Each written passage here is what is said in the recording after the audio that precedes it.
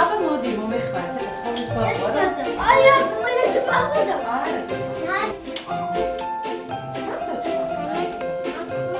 ესადა მითხარი სადავდო. კარგი ბიჭი ხარ, მამაზი გამოდის. მე გახლავართ თინათი ნურჯუკაშვილი, 4 შვილის დედა, რომელიც ამჟამად დაკავებულია მასიური ხის რესტავრაციით.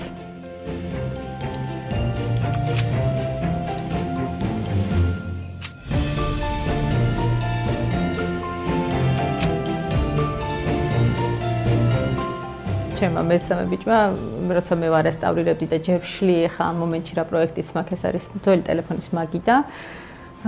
და ესე იგი ამის დაშლა რომ დავიწყე, იმან დაიწყო თავისი ველოსიპედის დამტვრევა. ხო და ნუ რასაკეთებ მე ვთხარი, ცოტა გაუბრალდი და რატო შენ ხო ესე იწყებო? ხო და მოკლედ აი ესეთი ჩართულობა არის ბავშვების მხრიდანაც.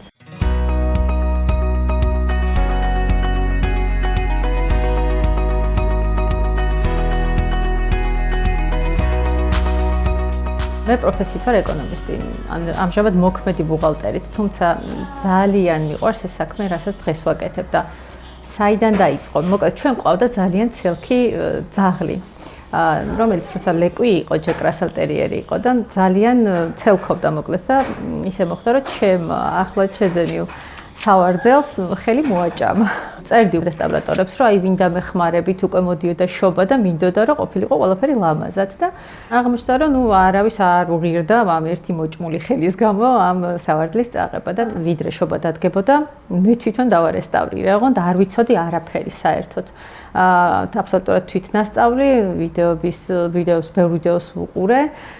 და ნუ რაღაცნაირად გამომივიდა აღდგენა, რაც საკმაოდ რთულია სხვათა შორის ამ პროფესიაში. მაშინ არ იყო ეს არც თხევადი სილიკონი, არც ნუ ძალიან ვიწვალე, მოკლედ, მაგრამ გამომივიდა. გავიდა პერიოდი და ნუ გრძნობდი, რომ ძალიან მომეწონა ეს საქმე და მინდოდა რომ რაღაცა ცოტა სერიოზულად მესწავლა და მივაკითხე ერთ-ერთ კოლეჯს, სადაც ძალიან კარგმა პროფესიონალმა გვასწავლა მასიური ხის რესტავრაცია, აღდგენა, განახლება და ამის შემდეგ რამდენიმე პროექტი მქონდა.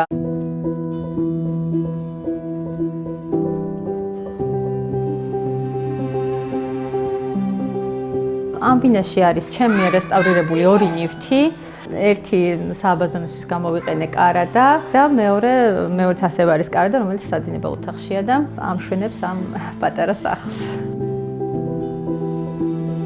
ძალიან ბევრი მასალაა დღეს ბაზარზე ახალი, რომელიც სხვათა შორის ჯერ მთლად გამოცდილიც არ არის, ამიტომ ვარჩევ ხოლმე როგორც ჩემმა მასწავლებელმა მირჩია, კლას აი ძველი ტრადიციული მეთოდი რაც არის, იმ მეთოდს მივყვე. მაგალითად ზედაპირის გახურება ფენით, ტექნიკური ფენით და შემდეგ ძველი მასალის ანუ საღებავი იქნება თუ ლაქი ამის მოცილება და ამის შემდეგ უკვე საშკურკი აპარატის გამოყენება ან ხელით შკურკვა ძალიან სიამოვნებს, იმიტომ რომ ფიგურები არ დავარღვიო. აი ეს არის რა მეთოდსაც ვიყენებ.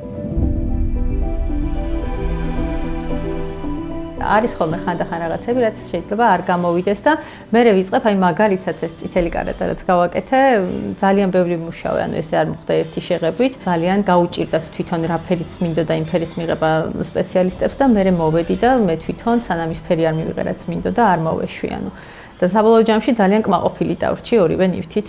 ამ სახლში რაც დგას ძალიან მე თვითონ ძალიან მომწონს. ყველაზე მნიშვნელოვანი იყო ის მომენტი, რომ აი პირველად როცა მეგობრები აქ მოვიყვანე, აი მათი რეაქციები მაინტერესებდა როგორი იქნებოდა და მათაც ძალიან მოეწონათ და მიხარი.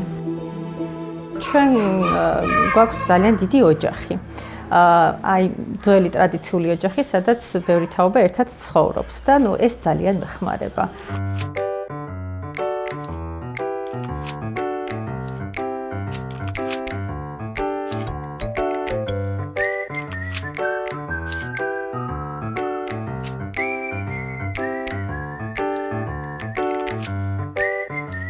ძალიან კარგი დედამთილი მყავს და ნუ დედა ჩემი პერიოდულად ისიც ძალიან გორჩი მიდგას და მოკლედ ოჯახი ძალიან მეხმარება ამაში, რომ მე თან ვიმუშაო, თან რა თქმა უნდა ბავშვებს დედა სჭირდებათ და თან დიდი დოზით და რაღაცნაირად ვახერხებ, რომ დრო ისე გადავანაწილო, რომ შვილებს ყურადღება არ მოვაკლო.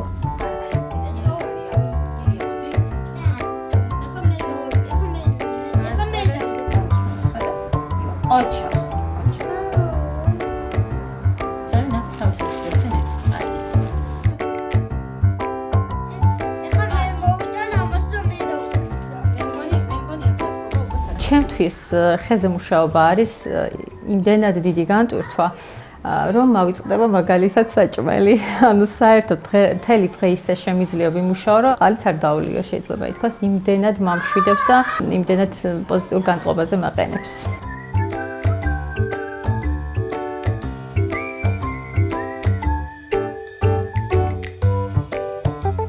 ჯერჯერობით ბევრი ნივთი რო გითხრათ, რომ დარესტავრირებული მაქვს არა, მაგრამ ზუსტად ვიცი, რომ ჩემი გეგმები მოკლედ ისეთია.